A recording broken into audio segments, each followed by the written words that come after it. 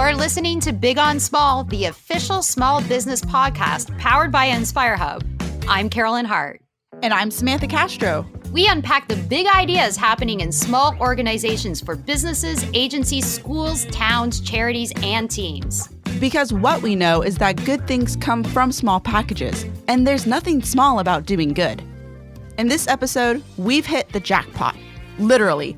The lottery is a staple for the convenience store small business owner, and in this week's episode, we are catching up with Mark Hutchinson, a name you've probably never heard of, and yet has likely impacted your world in some small way.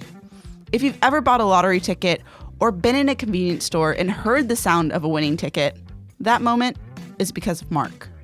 We sat down with Mark to hear his extraordinary journey and learned how one single small decision to chase after his big passion, against all odds, led him to some of his greatest adventures. Along the way, we unpacked the unlikely shared connections between lottery tickets, progressive web apps, the start of our small business, InspireHUB, and, wait for it, Nelson Mandela. Stay tuned.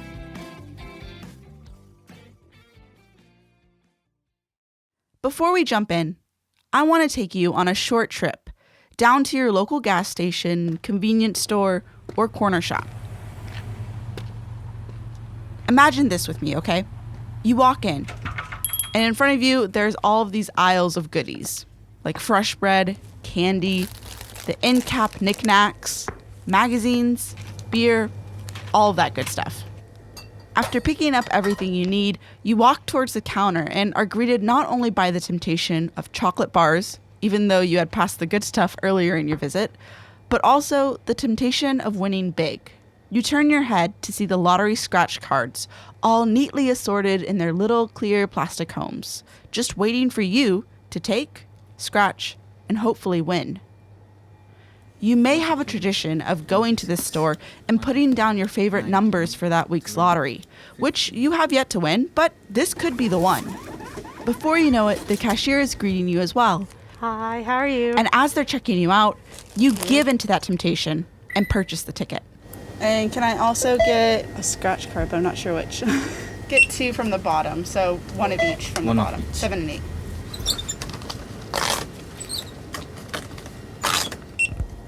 Now that the ticket is yours and in your hand, the possibility of winning has never been more within your grasp. Thank you so much, Krishna. This feeling that you're feeling right now is the feeling the lottery was created for. And that feeling that you're feeling or have felt before may not have been possible if not for our guest today, Mark Hutchinson. Today's episode is a little different. Mark's journey is a little different than what we've previously done on the show. He doesn't have an extensive list of places he worked before he found his passion, but I think that's one of the unique and inspiring parts about his story, which begins in the late 1970s. Mark is working for his dad in the Pepsi-Cola business in Denver, Colorado.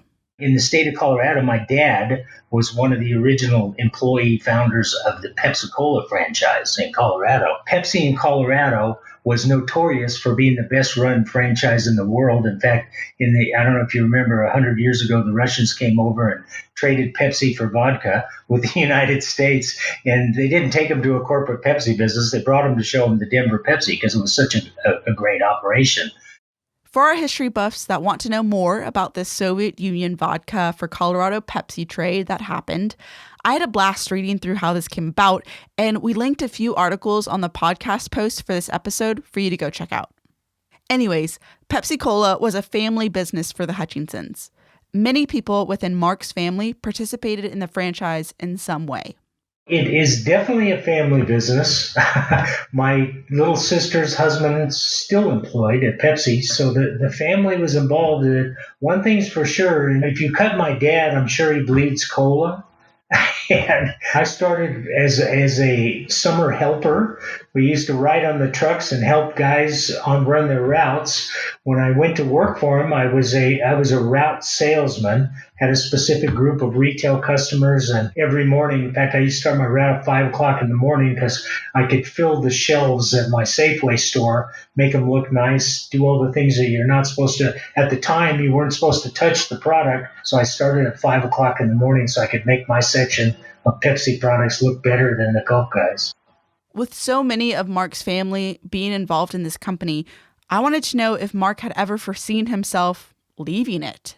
That's a good. No, never, ever, ever. As a matter of fact, we were really well paid route salesmen because we got paid on commission for the pop we sold. Of course, when we think something's never going to happen, like leaving a job because, well, why would we when we have all of these great benefits and love the security that it provides? That's often when it does change. For Mark, it wasn't until 1983 when his future changed completely. There was this weird business going on in the U.S. that nobody really understood. I think there were 10 states. There were legal U.S. state lotteries. One of the creators, the gurus of the United States lottery business was a guy named Owen Hickey. Now, Owen Hickey got all of his education from the Canadians. That business, as far as Americans are concerned, and not that we like to admit something like that, was born and bred in Canada. Canadians were the geniuses of the lottery industry. Wow. You know what? I actually did not know that. I really did not know that. That is a true story. You asked me my linchpin. Owen Hickey had started the Pennsylvania lottery, and he was moving on his way to Colorado to start the Colorado lottery because this business didn't exist. This was, everybody talks about lottery business and being twice as big as the film industry. It did not exist in the United States. Hickey came to Colorado, and he was getting ready to start this lottery. Him and my dad ended up playing racquetball in the mornings, and he asked my dad to take a year off and teach the new Colorado lottery how to run this sales and marketing system to take out instant lottery tickets. My dad told Mr. Hickey that he was on drugs.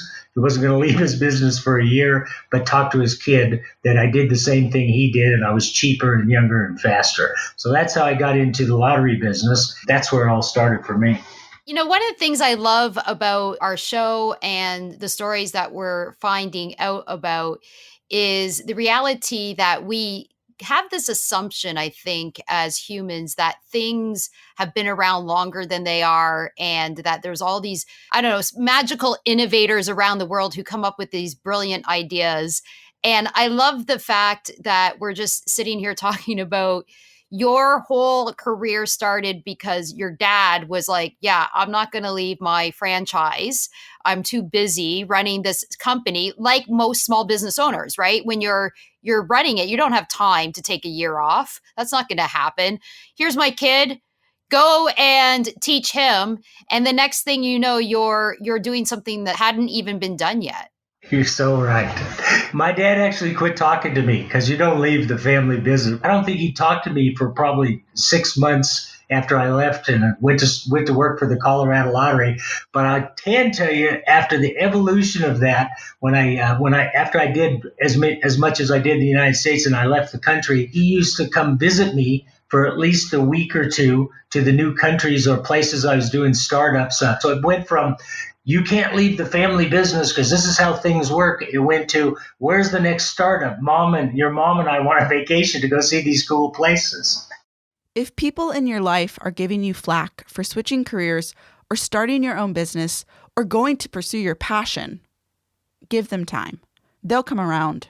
And if not, at least you're doing what you think is best for you. So Mark took the opportunity to go pursue this new lottery business model with Owen Hickey, even though it meant taking a 50% pay cut from the job he currently had. But this job was meant for him because Owen wanted somebody who was ready to come along with him and build this industry. Someone ready to learn this new business inside and out, and someone who already had a mind for marketing the way Owen Hickey envisioned, the remote salesman kind of way of making the merchandise look enticing for the customer.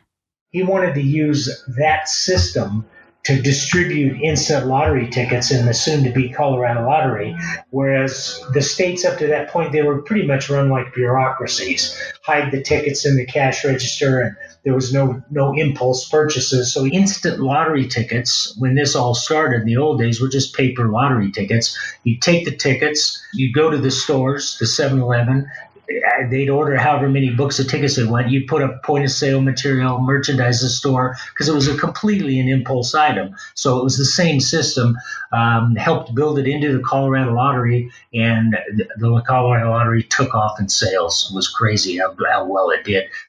Mark stayed within Colorado, building up their lottery and learning the trade inside and out until about 1987, when he was tasked with setting up the Kansas State Lottery. It was here that he changed the lottery game in two major ways. The first? In Kansas, we were too small to make big jackpots. So in my humble opinion, the greatest genius in the U.S. lottery industry was a guy named Dr. Ed Stanek, who was the commissioner of the Iowa Lottery. He invented a game called Lotto America. I went into it as Kansas Lottery. I was one of the founding 7. It took us forever to get 7 states in it. I went into it. We launched. It was called Lotto America, and that game has now grown, and it's called Powerball, and it's the biggest lottery brand name in the world. Yep, you heard that right. Mark was one of the first to jump into the Powerball jackpot, which today raises over $22 billion for good causes supported by lotteries. So that was item number 1 while at the Kansas Lottery. Lotto America happened in 1988, and also happening around this time was Mark's second game changer. When I did the startup of the Kansas Lottery, we actually ran our own television game show called Kansas Lottery Live. Grand prize finalists right after this. In the middle of Hollywood and USA productions, Kansas Lottery Live was the number 1 television show in its slot. Now, Mark will be the first to tell you that he does not like the spotlight at all. He is someone who loves to work behind the scenes and see other people take the stage and be the face of all that they're doing. So doing a TV show was definitely out of his comfort zone. And even though Kansas Lottery Live was number 1 in their slot, Mark wondered what it could really be like if they got someone who knew the game show business to take his productions to the next level. I tried really hard for a month to get a meeting with the world's legendary game show producer, Mark Goodson Todman with Price is Right, Family Feud, and all that good stuff.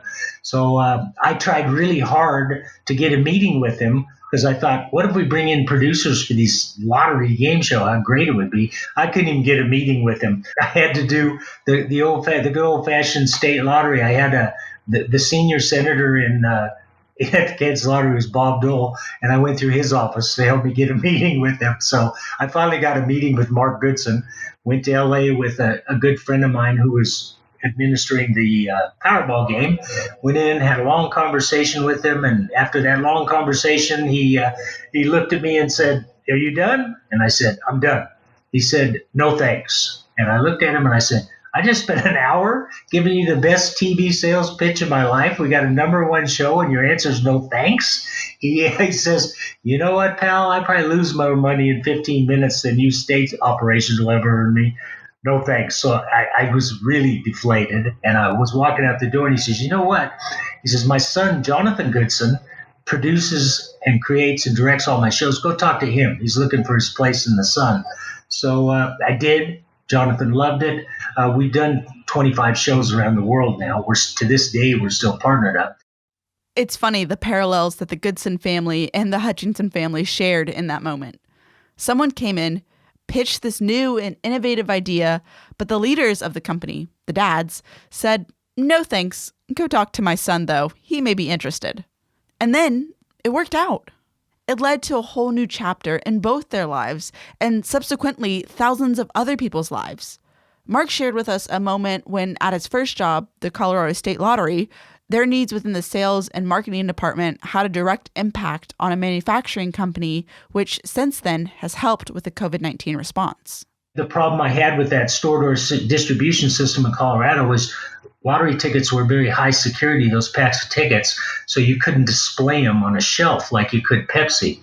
I was approached by a guy out of Oregon who said, "Hey, I got a wild idea. I'm going to make these cool plastic boxes, and the store can put them on them shelves and sell. It's an impulse item. People see the ticket and buy it." He did, made a company called Take a Ticket. They manufacture plastic boxes for every lottery in the world in the counters at convenience stores. So you can see, I called him during the pandemic. I said, remember the good old days coming lottery tickets? You need to start making plastic partitions for blackjack tables. I would love to somehow wave over a magic ball and see how many jobs that have been created around the world, just from the industry and everything, but also in TV, also in, it's a great feeling, but you got to think big no matter how small you are. After the break, Mark goes international and helps countries establish their own lotteries, which leads to him working in South Africa with the one and only Nelson Mandela. Stay tuned.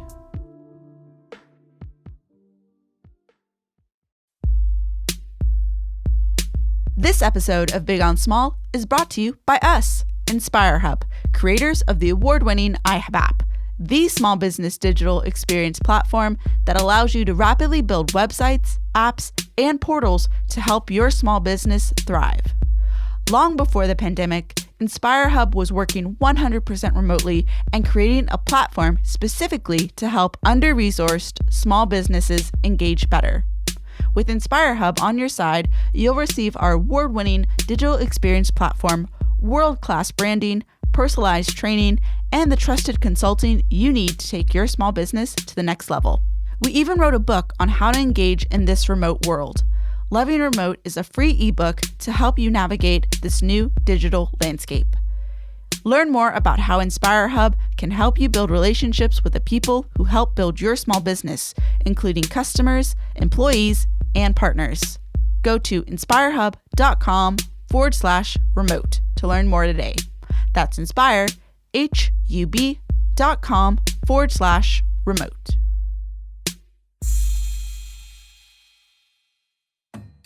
Mark is very passionate about the lottery industry. At the end of the day, I'm a lottery guy. I start up, I find markets, I start lotteries. Before the break, we had mentioned how this industry in the States is fairly new. Carolyn loves history, and it's one of her favorite pastimes. So when she asked Mark, who is also passionate and educated about the history of the lottery, he indulged her. And here's what we learned. Forever. The oldest lotteries, I think, recorded lotteries in the world are on the continent of Africa. So he went way back. The earliest lottery I know of was in the Bible when Moses handed out land by lot. Mark told us about U.S. history. The best quote about the lottery business was Thomas Jefferson in my country, perfect tax, only paid by the willing. I always bring up stories. People don't... About historical lottery memorabilia that he collected. I'm looking at a Louisiana lottery ticket in my office here. The Louisiana Lottery was one of those companies that the only people that made any money from it in the old days were the directors that started the Louisiana Lottery. That's why there was a prohibition on lotteries. And also about how the history of the United States lotteries are run all the way to today. In the United States, everything about the lottery industry is regulated and governed by law rather than commercial rules. So it's a really tough business to walk, especially for a small guy. I mean, I couldn't hire a marketing director at the couple of the state lotteries because I needed what you and I know as a real marketing director. And I had to figure out a label like Admin Officer 27 in the state system to get them enough money to come work for the lottery. But outside the states, lotteries don't necessarily operate in the same way. The lotteries typically out of the United States are run by commercial business under strict rule and regulation. That's my rule. But the more tickets I sold in that operation, the more money the business made, which the important part is because a lot of naysayers about the lottery industry think, oh, you shouldn't be making more money in that money. But the more money you make, the more the money the good cause makes. My incentive, big time, was the more money I can raise for the charity, the more money my business makes too, and innovate and come up with new ways to do it. This was part of the job that Mark loved the most.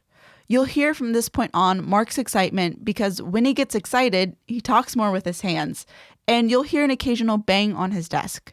But I mean, come on. Who doesn't get excited about something as great as raising billions of dollars for good causes? Am I right?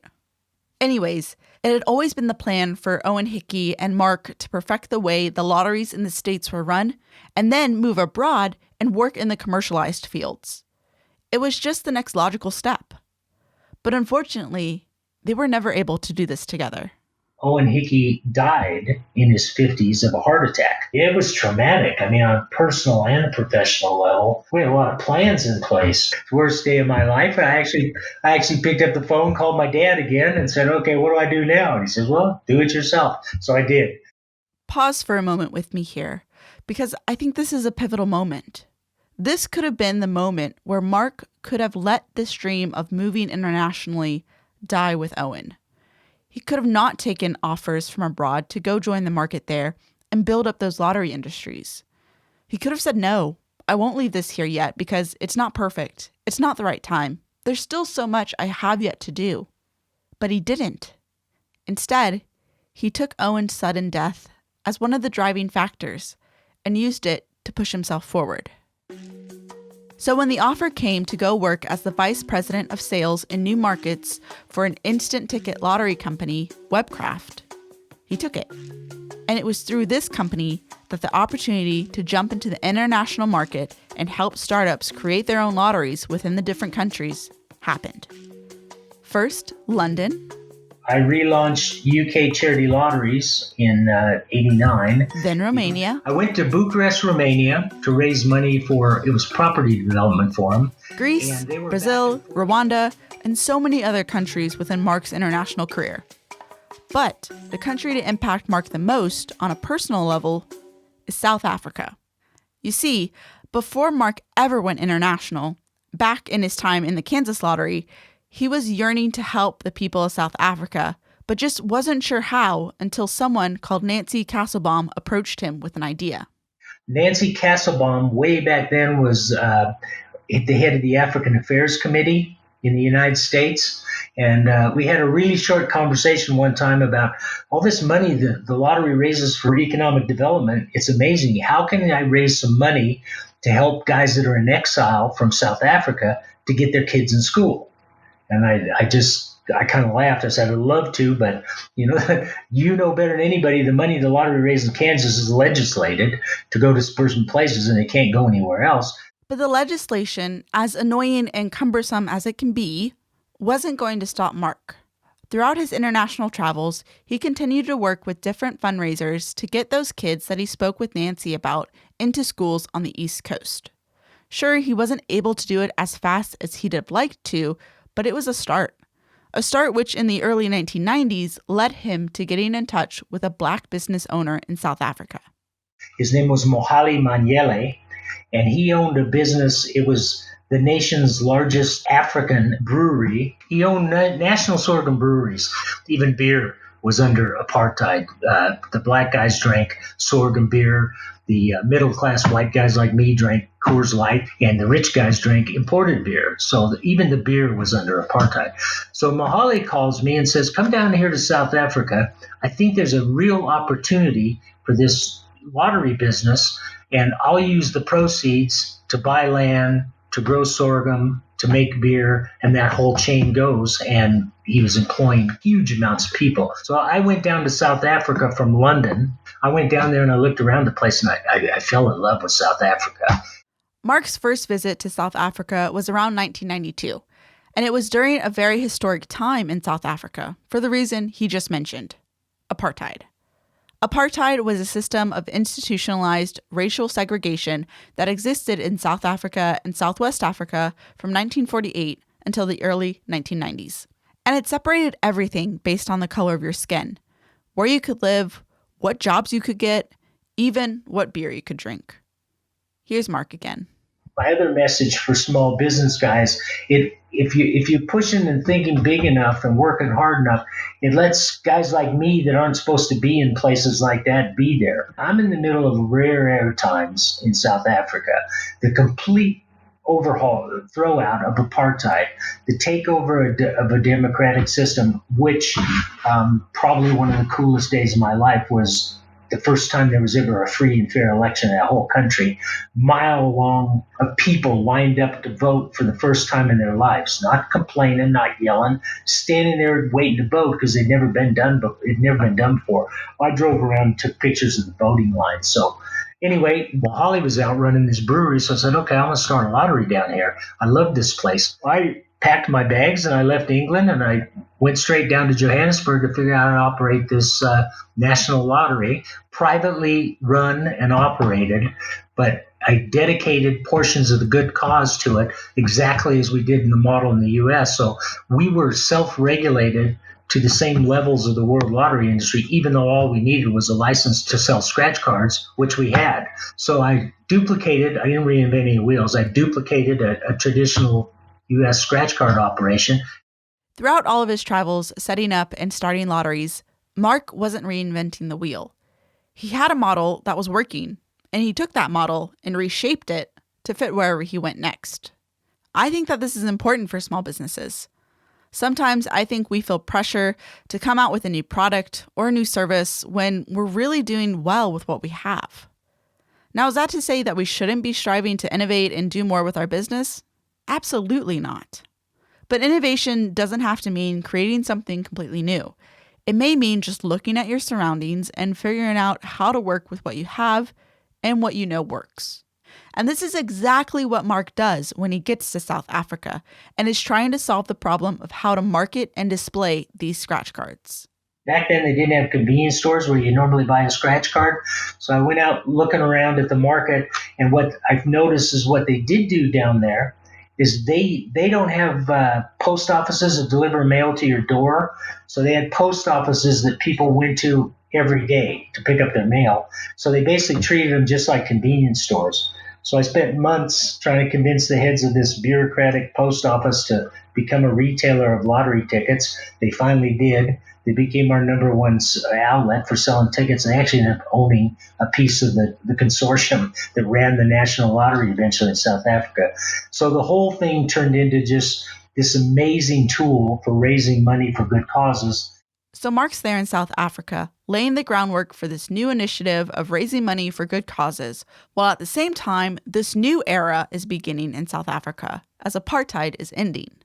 Mohali, the brewery owner, wanted to introduce Mark to some of his friends who were just released from prison and thought would be good potential partners for some of the causes they were serving. When everybody got out of jail because of the apartheid days, I was working with Mohali, who introduced me to the Mandela family, more of the sisters, Zanani and her husband Muzi, and Walter and Albertina Sisulu. Since these are private-run industry or operations over in South Africa, I brought in a shareholder called Tebe Investments, which Tebe was run by the ANC, which was the party that Sisulu and Mandela started and ran and run as a business in South Africa. So they were one of my shareholders. We branded it Ituba, the good cause, which means we're all what we are because of everybody else. I'm going to pause here for a moment to break down what Mark just said because he threw out a lot of names. Mohali, the brewery owner, introduced Mark to the Mandela family. No big deal. The Mandela family, which included the Sisulus and specifically Nelson Mandela, were a part of the ANC, the African National Conference, who opposed apartheid and was a part of this massive movement politically in South Africa. Mandela during this time was starting to move into the business sphere, where he was working with private investors like Tebe, which eventually partnered with Mark and the South African Lottery to help raise money for causes that were near and dear to their hearts, like Ituba. Got it? Okay, so moving on. Mark is now working with the Mandela family as part of establishing this lottery. And much like the lottery, his relationship with them grows in ways he could have never imagined. I actually pretty much did become family of the Sisulus. I got along really well with Walter and Nelson. Nelson said to me, he said, there's this pandemic. At that point in time, his word was AIDS is a pandemic on the African continent.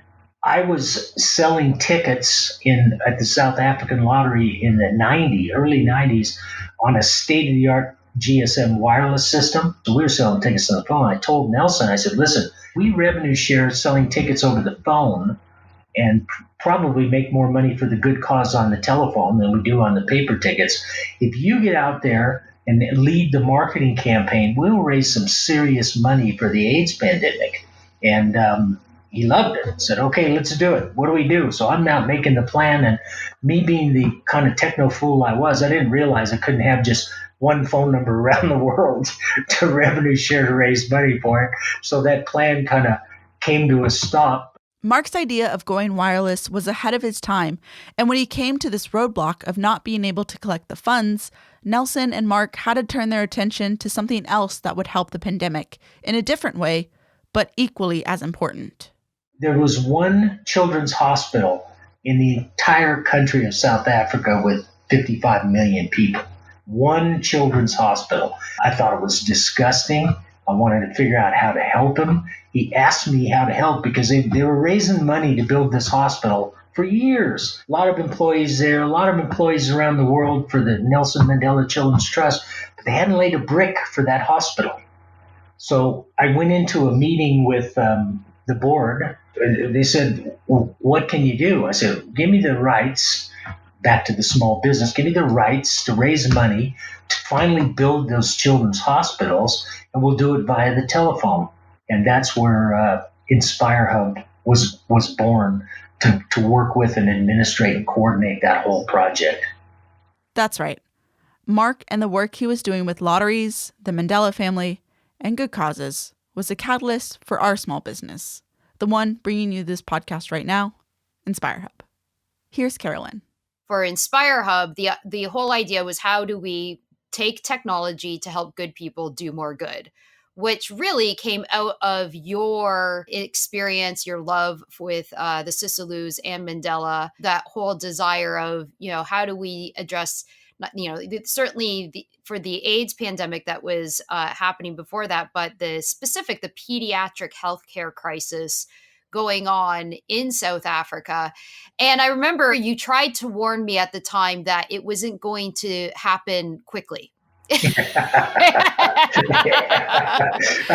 I even remember, because, I'm this Canadian girl from Windsor, Ontario, Canada, in Montreal, meeting you.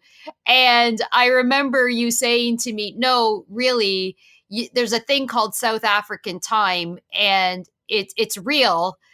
And whatever you think, however a long time in your head is, times it by 7, I think you said. And what's interesting is we're sitting here. So, I met with you, it would have been almost 9 years ago when we started the conversations. It was just over 7 years ago that InspireHUB actually, we started. I came in, we started doing just the research for things. And this is not, I've been told this is not unusual. We are just now launched in 2020 with really our first worthy cause, which is St. Augustine, on that platform that we started all those years ago. What I remember when we went into South Africa, when we started doing that research, I think it was probably you said, just remember this, no plan will survive the enemy, right? So no plan, whatever you think is going to happen when we get into South Africa, just be very open to being willing to change it, which we did. Which we had no choice, because I remember when Prince Zinli was taking us on the tours of the hospitals. For those listening, Prince Zinli is, a doctor and Mandela's grandson, and the connection between all of us. And we were talking about, at the time, thinking of building this, fundraising app, and we were going to do all these different things, all through the phone. And then we get into these hospitals where there's no Wi-Fi. The power's out. There's not even, forget, the Wi-Fi coverage isn't what we think. And also we're looking around, because I need to be in a space to really understand how do we solve a problem. And I realized, even before that, I'd seen the numbers that, smartphones were negligible use in South Africa. But reading numbers in a report and then going into country and being on the ground and actually understanding all the environment around you, it's a very different experience. I think one of the things I love about this story and our connection and just how everything has evolved for, the platform that we now built, ultimately that was created to help good people do more good, is now being used by small businesses to actually host everything from an app to a website. And I remember you were saying they're so under resourced, Carolyn, that we have to make sure that whatever you build is, not complicated and that it takes care of a lot of things so that people don't have to think about it. That was one of the reasons, not to talk about just the iHub app here for a minute, but I think it's interesting that conversation, being in country, trying to do this worthy cause, that's the whole reason why this one feature in our platform, which is automated newsletters, and it just automatically manages all the notifications out to the people you need to talk to, came because of that specific in-country need. And it's just one of those things where I personally, as a part of the journey, does the world even know there is a connection to progressive web apps, this technology, to Mandela? Like, it's just this, think about your connections, Pepsi, London, Nelson Mandela, apartheid, like all these things that seem completely disconnected, and yet we're all together. What was that word that you said that means, we're all in this together, kind of? You were talking about it earlier. It's Ubuntu. Our brand was Ituba because that was the charity, but Ubuntu is the name of, and you'll see people using Ubuntu all the time. We're all what we are because of everybody else. It's like you walk in and say, shit, my whole life I've been living, working like this. Ubuntu. Ubuntu. We are what we are because of everyone else. The people we surround ourselves with shape our personalities, our characteristics, our beliefs, our products, our services. Ubuntu. Carolyn had to go to South Africa to see what it was like and gain a full understanding of the situation before she could even begin thinking about a solution. While in South Africa, Mark remembers Carolyn coming up with a possible solution.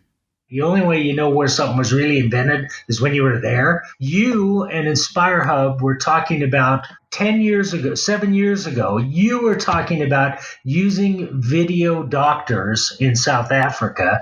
And I thought it was the coolest solution, idea, and technology I'd ever heard because, you can't have one children's hospital in the whole country and think that you're going to have the doctor's office scenarios that us North Americans think about.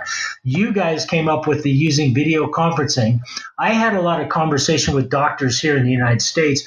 They all wanted to help. They'd all donate the time. The problem they had was they didn't have 2 weeks, which is what it takes to get there and back just to do it. Now they could do it on your video conferencing system.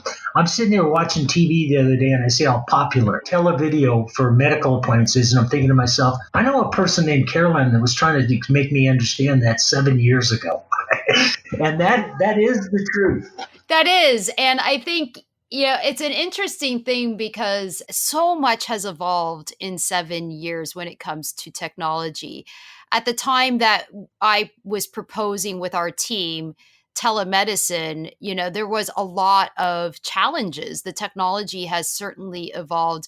The video conferencing that we now have really wasn't there. There was a lot of concerns about, could you trust what you were seeing through the video conference? I remember having conversations with doctors from around the world about, what that would mean because, all the different restrictions that they have to see a patient in person. And I think, interestingly, that idea that we were working on at the time to help do all of that, certainly, we could not have predicted that 7 years later there'd be a global pandemic at this scale, that we would be, seeing what we are today. But yeah, and now I'm happy to say that the technologies are definitely there to, get some of those programs into place for South Africa, even though I feel like our part of the journey was to plant the seeds. When people say, well, did you end up implementing all those things? We didn't, but we did so much groundwork as a company and in working with the hospitals and the doctors. And I do remember distinctly, I believe we were in Soweto, and this is the one story that always, just kind of pulls at my heartstrings. And it was a really profound, life altering moment for myself and those we were with. The one doctor, all I did was kept asking questions and documenting what he had to say. And then I was to make sure I understand, because I don't have a medical background. I'm all just, digits and computers. And so I kept saying, repeating back to him the problem and then asking, what if we did it this way? Would that work? And then, he'd say yes or no. And then if he said no, I'd say, tell me more. And then I would repeat it back. And we were trying to find the solution. It wasn't about being right, but about doing right. And I will never forget that moment. This doctor who had shared with me that, he wasn't making very good money, and the little money he had, he would buy his own syringes because he had to. And it was just like this profound moment. And I remember after this consulting session we were in with him, and we looked at him and I said, what about this? Because, we hadn't figured out the plans. And he started crying. And I didn't understand until he said to me, you are the first people who have come here to listen, to solve with us, and not tell us how you're going to fix this for us. And I remember thinking, that cannot be possible. I can't be the first person that said, we're going to come in and ask questions and create an answer with you. But as I've since discovered, there was a lot of well-meaning people who came in with their, presumptions, I guess. Just like I had read the numbers, I had done the research, but my gut was saying to me, I don't care what's on a paper. I need to stand in that environment, and I need to talk with the people to really understand how we create an actual solution to this problem that is being faced. What we were trying to solve was such a big problem. I can't imagine another way to try and solve anything except that the knowledge that all of us as a team would need was in the minds of those doctors that were dealing with the crisis. Not in my mind. Why would I have that information? They have the solutions. I have the tools. We just have to pair them together. And so I think, the whole Ubuntu philosophy, and now we really are all in this together. I mean, we are like now it's at a next level. Now it's not just a South African country issue that we're, looking to solve. And for those, our listeners, we ended up morphing as a company for a variety of reasons. Again, we just finally launched our platform in 2020 for St. Augustine University there. And now we're starting to really take it to the next level. But it's not a matter of, it's all about the planting of the seeds, those informed experiences. How do we do things together? And we were a small business. That's what people don't understand. Yes, they think because you're working with the Mandelas or you have all these, people that you're doing things with, that you're this large organization. But you, myself, the team, all of us were really this tiny, small team saying, can we possibly do something here and think differently? And I think that is how extraordinary journeys. That's how did you go from Kansas to working with President Mandela? I mean, there's a lot of steps along the way, right? Exactly. It's always been my golden rule. I wouldn't go start up anywhere, my business, unless I go live there for a while. So I truly know what I'm talking about. You guys did the same thing. You understood. The time spent in South Africa, like I said, had a major impact on Mark, but it also impacted Carolyn. And she spoke to Mark about this. I actually had culture shock returning to North America after my time in South Africa, because the sense of community, of doing things together, I realized that we are so focused in a different capacity here in North America. Nobody shows up. If you show up late to a meeting in North America, you're severing relationships, right?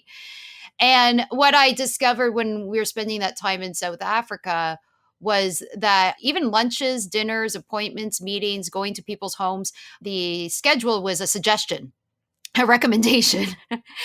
And what it taught me, though, was that there's this great level of patience. And at the heart of that is not because people are disrespectful of one another, but it's actually quite the opposite. there's this sense of relationship above all else. And so of accommodation, and the reality that something might happen where, something came up and you want to meet with those people, that you have a meeting with, or these Canadians or these Americans that say they're going to do stuff. But there's this understanding that what was really paramount, what I took away, is the idea of the relationship above all else that I feel like we have not had in Western society. I think we the dollar above all else. There's a lot of things that go above all else, that makes it very, very different in South Africa.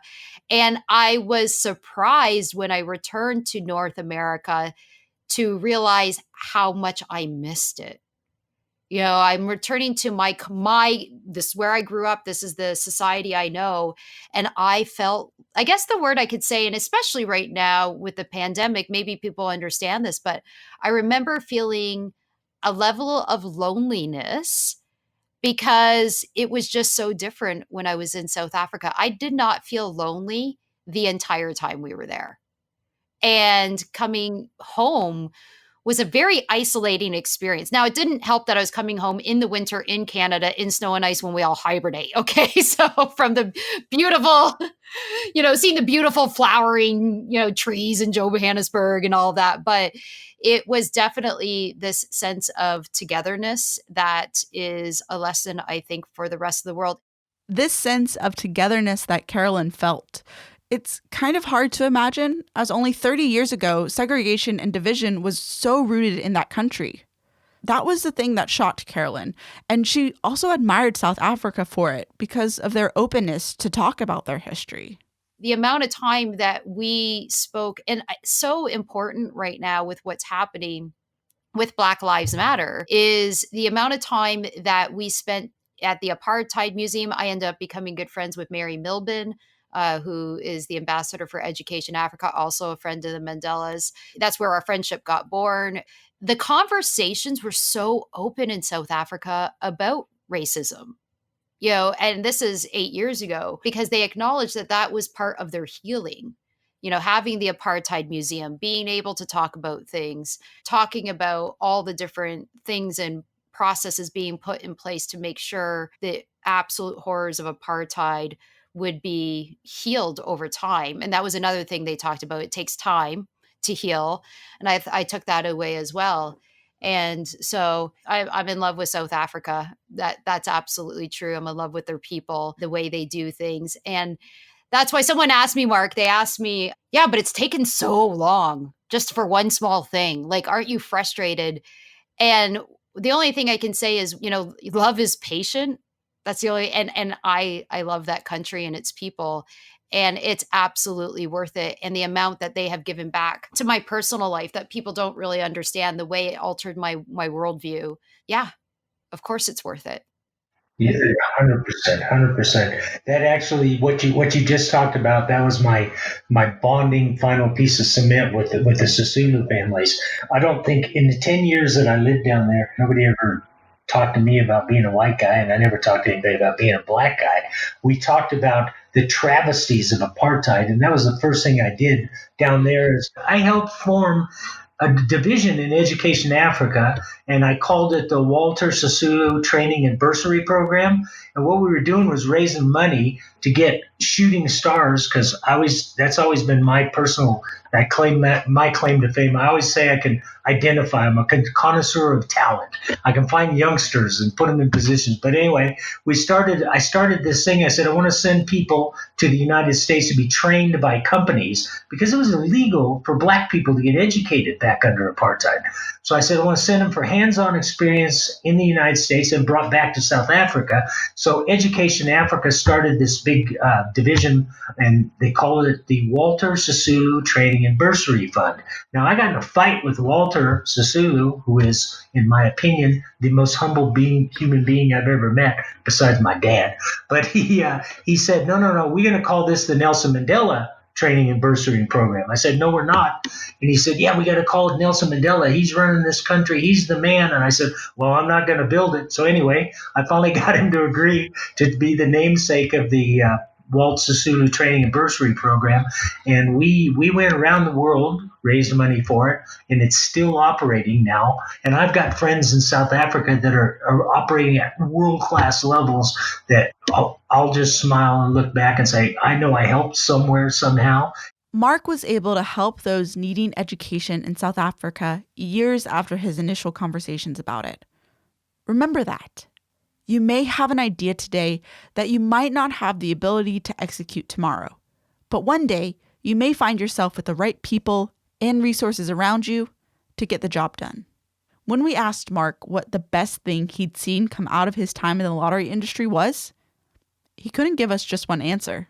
Africa was a huge place, but there's been so many things that come out. I mean, I can pick one thing from each of the markets and talk about. What I love about the international business is that it's flexible enough that it raises money for good causes during tragedies. I mean, there's so many. I can't even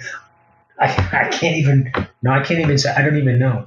The one thing certain within our conversation was that his time in South Africa was definitely his most memorable. For all the things that we just spoke on in this podcast, plus the funniest moment Mark had with Mandela, which we actually had the opportunity to capture on camera. I don't know if I ever told you this or not, Carolyn, but he retaliated. The picture you guys used of my family in South Africa, it's Nelson and my ex-wife and my 2 kids. My youngest daughter is busting out laughing in that picture, and Mandela has probably the best smile I've ever seen him in a picture with. And I know exactly why that looked like that, because the night before we went to that, my one daughter was doing a project in school. She was doing this report on Mandela, so I called him and asked him if she could come down there and interview him. So he said, okay. So we went down to his office at the ANC, and she asked him all the questions about it. And the youngest daughter, who's kind of, all your kids are different. The night before that, we went to the Harlem Globetrotters game because it was the first time ever the Globetrotters been to South Africa. She was the kid that got picked to go out on the court. You know, the Globetrotters always take a fan out there and do all kinds of tricks. So that was my youngest daughter. So before that picture, Mandela looked at her, my daughter Carrie, and shakes her hand. And she looks up at him and says, you know, sir, I'm never washing that hand again. And he looked at her and says, oh, that's so sweet. And she says, yeah, because last night I got to shake Curly's hand at the Globetrotters. And he busted out laughing. And right there with the photographer was in the table with the in staff to take a picture. And so that picture, every single time I look at that picture, it's one of those, money can't buy moments. Wow, that is an amazing story. Amazing story indeed.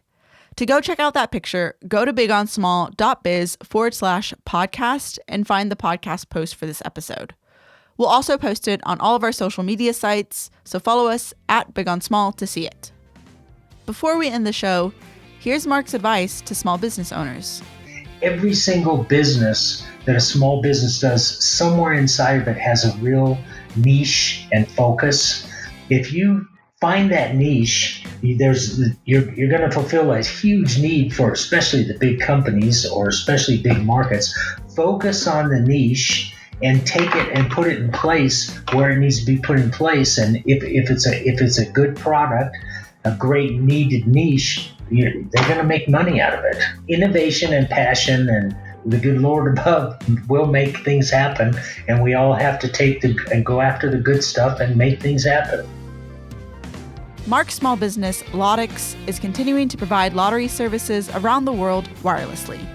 To connect with Mark, visit the podcast post for this episode. We hope you enjoyed this episode of Big on Small, and if you did, be sure to subscribe and follow us wherever you listen to podcasts. Visit bigonsmall.biz to join our community of small businesses and find helpful resources. To learn more about what we talked about in today's episode, read show highlights, and more, go to bigonsmall.biz/podcast and visit the post for this episode. We're working on new stories where we need your help. Call and tell us how you've had to make small or big changes to the way you do business since COVID started. The number to call is 1-844-967-CHAT. That's 1-844-967-2428. We listen to each and every message. Follow us on Facebook, Instagram, and Twitter at Big on Small. The Big on Small podcast is powered by InspireHUB, creators of the award-winning IHUB app digital experience platform. Big on Small is produced and directed by me, Samantha Castro. And me, Carolyn Hart. Additional support by Sue Braden, Richard Brashear, Audrey Duncan, and Sue Jenks. Music by Noah Smith and mixed by Samantha Castro. For the full list of credits, visit the podcast page for this episode. Thanks for listening.